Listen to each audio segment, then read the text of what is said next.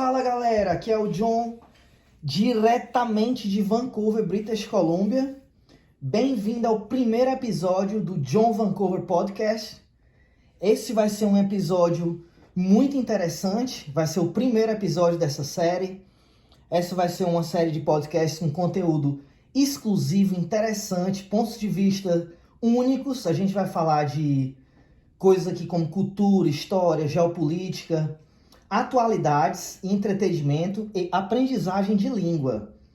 Esse podcast vai ser em 5 línguas diferentes, cada episódio vai ser em uma língua diferente. O de hoje vai ser em inglês.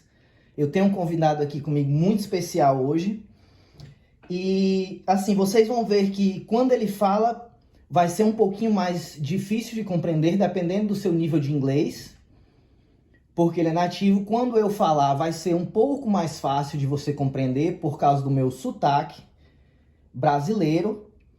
Então, se você está aprendendo inglês, ou se você quer aprender inglês, esse podcast é para você.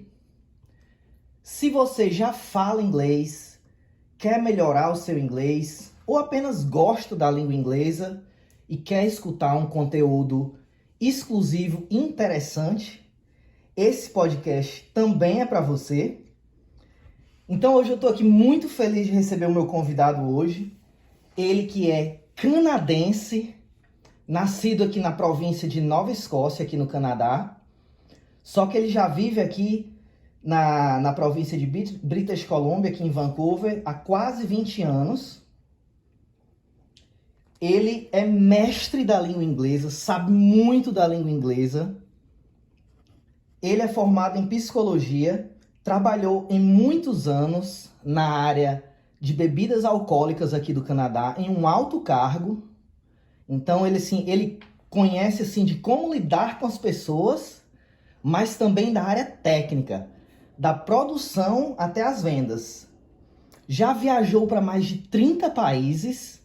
É uma pessoa assim, que tem muito para acrescentar, tem muito conhecimento sobre vários assuntos. É uma pessoa que desde quando eu pensei nesse podcast, eu pensei em convidá-lo. E hoje em dia ele é empresário, ele tem a própria empresa dele. E além de tudo, ele é faixa azul, casca grossíssima de jiu-jitsu brasileiro. E também é estudante de português. Ele já tem um nível intermediário básico na língua portuguesa. Então, com isso, ele já consegue se comunicar em português. Ele já consegue entender muito em português. Não tem como esconder mais nada dele. E é isso aí. Hoje eu estou muito feliz de receber hoje. Hey, Matthew, thank you for coming, my friend. My pleasure. I'm so happy to have you here. Thank you for having me. So, all right. Today, we're gonna talking about something like very important nowadays. Like we can see the world today is crazy, right? Very much so. Things like crazy. So first of all, about what is going on in these days about the war. We are very close to the Third World War.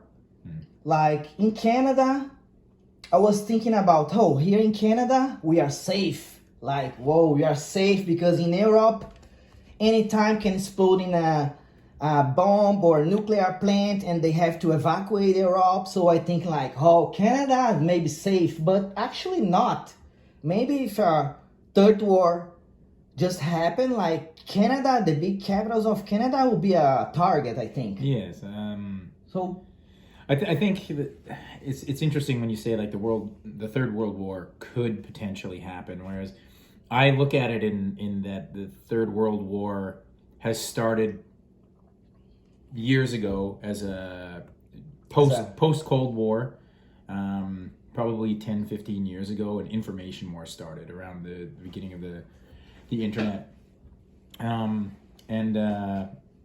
find that the way that governments go about it is they're trying to manipulate or propagandize the thought process of the vast majority of people. And it's as the algorithms of these particular applications, whether they be social media or something else, sort of send you down a funnel where you can only see something that you agree with, or something that keeps your mind in a narrow view, in a very narrow worldview, when in fact the worldview, there's a lot going on in the world. There's much more than what one government is telling you, or what, whatever news sources. Okay, I got it. Like the media always gonna tell you something that they want you to know, they want you to think that way. Yeah, so it's that, but it's even more than that. It's like there's levels of government within the U.S. government, within China, Russia, 99% of governments, I would say, that have initiatives where they're trying to push a certain agenda or a certain ideal, and you can see that a lot nowadays. It's everything economic, but the point then I was thinking about, like, what is about to happen? Do you think it will be actually something then, like, we need to run into the bunkers on some point, and like we should to stock food now, we should to stock money now? It's serious like this, or do you think I think there's always the some risk. Years? I think there's always that risk. The risk is certainly higher now than it has been in quite some time. Especially because, like I said, there's been this information war that has already been confirmed by the CIA. They've been at war, like information war with Russia for like over a decade. The thing is that with Russia invading Ukraine and the conflict in Israel, Palestine, and Gaza, there's a major kind of bubbling politically that's happening, and yes, because things start to growing like a bipolar, like it's a polarization of like who supports who. Yeah, and then it's like there's Israel a attack Libya, and then USA support Libya, and then Iran support Israel, and then the things start to grow. Like more people start to get mad to each other. Well, and there's not even just that. Obviously, like what we see in Ukraine, right? Like they've been struggling with trying to keep up with weapons and with actual boots on the ground, and it's because Russia is so large and has such a large population, they can just keep sending in cannon fodder until they just take what they want. The thing is that thankfully the Ukrainian people are very resilient and finding a way to resist that. What it sounds like, I saw something earlier today. But they are retired. Like many soldiers there, they are in the front for 2 years, and this is crazy. How they are alive? Their families need them, and they have no people to switch. And two things very important that I hear about on these days is one hypothetical situation: if Russian took Ukraine like easy, it could happen easy like they planned. Today, probably Russian will be in Hungarian and Sweden.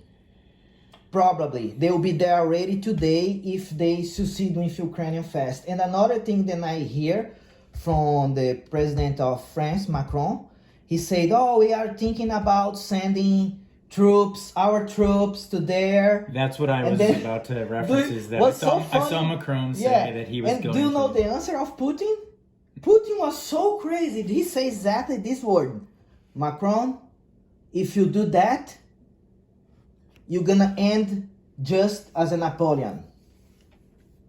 That's what he say. So, what do you think about all this crazy menace? I mean, obviously, there's a lot of nuances to it, and you can't allow a country like Russia to go around and bully other cultures and basically walk in there and try and enforce what they think is the right way, their way, whatever. It looks like Nazi kind of, right? Yeah, it has that element to it, but there's a long historical I know conflict between the Russian culture and the Ukrainian culture, and also long history about the Palestine and Israel.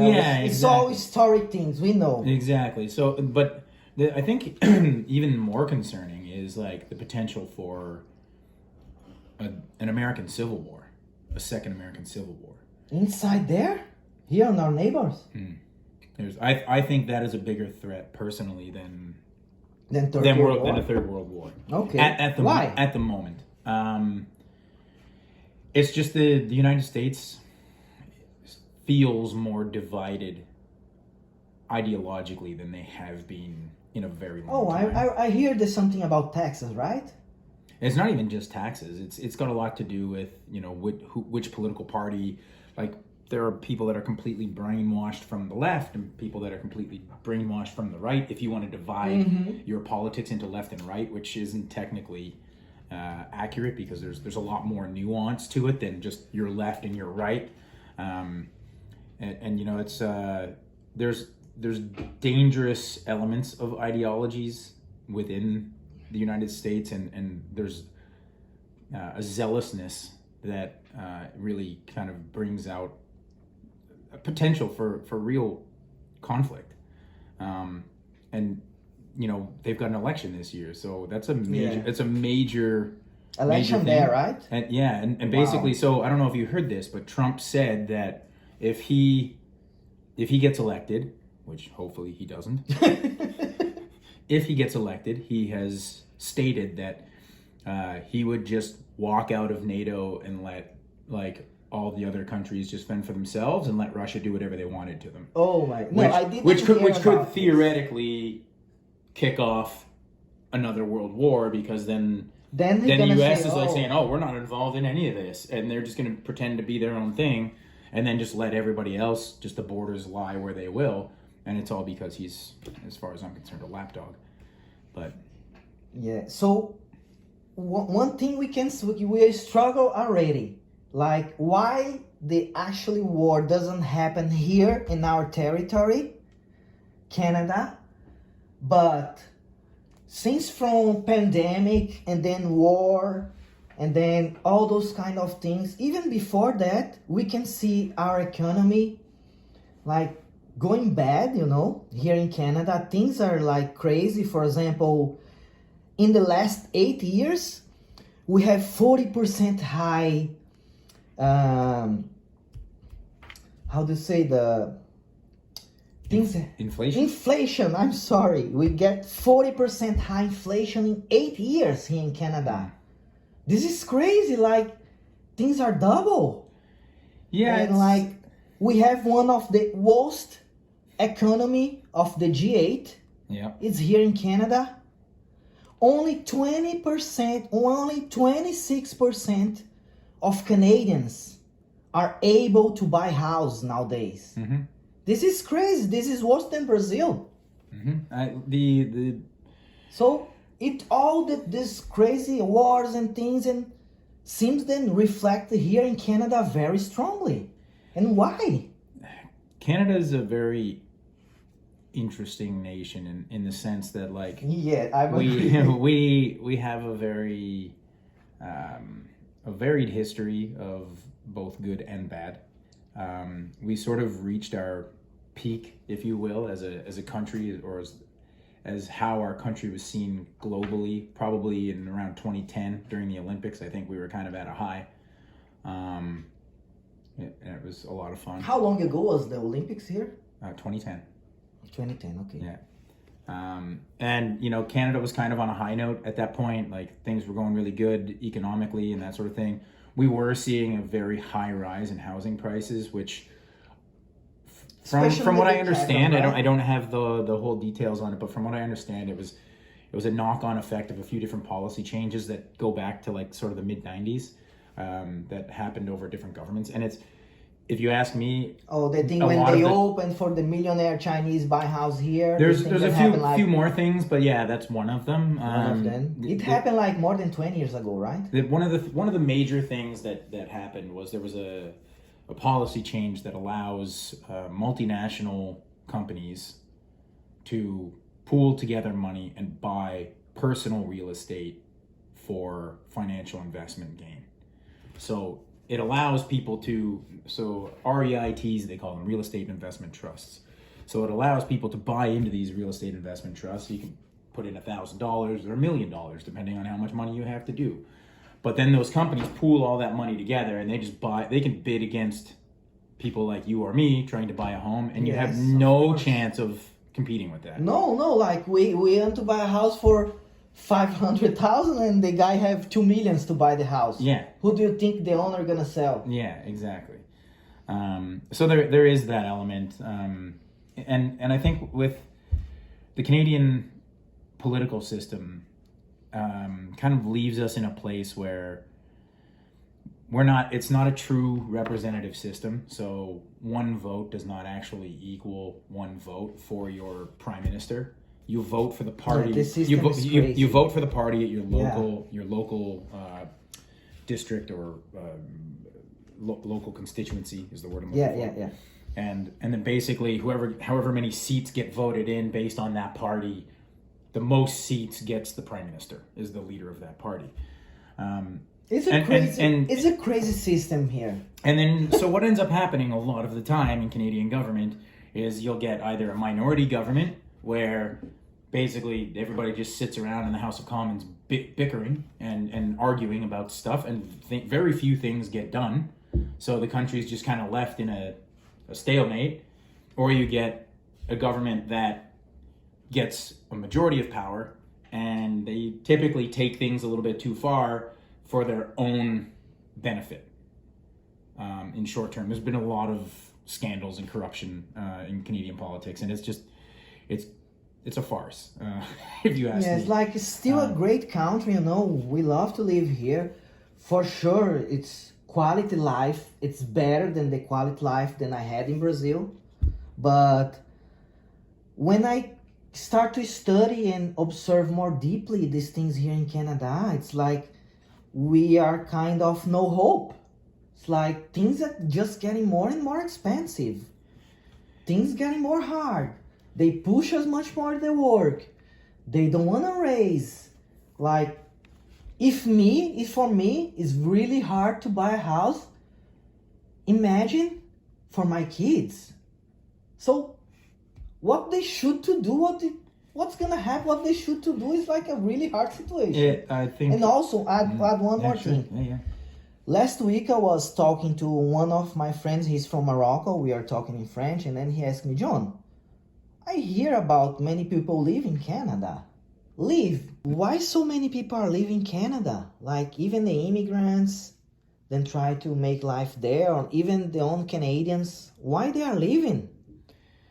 It's kind of an interesting thing to see, like, because I grew up in Canada, right? Like my grandfather's from Europe, so I have a different way of, I guess, seeing Canada than somebody who is 3, 4, or 5 generations deep. Okay, for sure. And I feel like, at least from my experience, Canada was always like a developing country, then became fairly developed, and it was almost like it was on the cusp of like third world country, but almost first world country in the 90s. But we still have one of the high standards of life in the world, right? And it was, and a lot of it was due to government programs that were put in place, such as like the healthcare program and all these other things.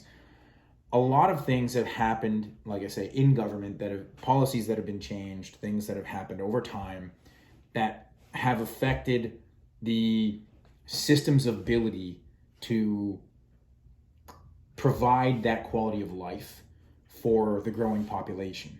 We don't have the infrastructure. We don't have the support systems in place to bring in as many immigrants as we have, which obviously we're going to talk about that soon. And how that knock-on effect happens, right? Obviously, very pro-immigration. My family's immigrants, so we are all immigrants. We're all immigrants here. So it's a very interesting thing, because there is something about like we got to this high point by kind of following in the footsteps of the United States with their runaway capitalism. But the problem is we don't have the systems in place to handle the amount of people that are coming in, and we don't have the checks and balances in place to prevent the corrupted money being utilized for driving more wealth for the rich and then actually hurting the middle class and lower class people. So unfortunately, the standard of living in Canada is declining significantly. Is declining significantly. Yeah. It's like I hear about like one city like Halifax. It's a cold place, and nowadays they have 30 homeless like a shelters. 30. Yeah. 30. It's not a big city, right? It's big, but not that big. A few 100,000 people. It's big enough. Already 30 shelters for homeless is like crazy. Well, and if you look back, 30 years ago, someone with our standing in society would be able to own a home. Yes. And provide for your family. That's right. And be able to have a couple of vehicles, even if they weren't the best vehicles in the world, you'd still be able to do these things. Yeah, it's gonna live in a like like the American dream, the large street, just house one side the other. You own a house, open your garage, play basketball with your kids. Yeah, I mean this thing is kind of dead. That is gone today. And it's so sad, guys. It was always a lie, if you ask me. It was always something that was meant to bring in as many people as possible, and to fill the lower rungs of general labor, let's call it, across all different sectors, to prop up the rest of society. And that's how society is run for thousands of years. Is like they have a lower class that does the hardest work and they get rewarded the least. And then there's, currently there's a middle class, but, even that is, it's dwindling. And the 1% is, their wealth is growing greater and greater. And there's like, what's the point? Like if somebody has $1 billion, what are you going to do with that? Nothing. Yeah. Nothing. You're going to buy some stupid super yacht that means nothing and helps no one. And at the same time, many people are struggling paying rent and buying food. Yeah, unfortunately. That's crazy. Like in Toronto, for example, in every 10 people, one use food banks nowadays. Yeah. That's crazy. And the government of Toronto, it say like even for organizing food banks nowadays is hard because we need to have 7 days a week food bank for this much of people. Yeah. That's crazy. But still, we love Canada. We have some hope. Yeah, of We're course. still working hard for this country and for this society. And thank you, Matthew. My pleasure. For today. And see you next time. Então, galera, é isso aí. Se vocês gostaram do episódio, se vocês estão aqui até agora, não esqueça de deixar o seu like, se inscreva no canal e fica ligado para o próximo episódio do John Vancouver Podcast. Se inscreva no canal, deixe um like e fica ligado no próximo episódio.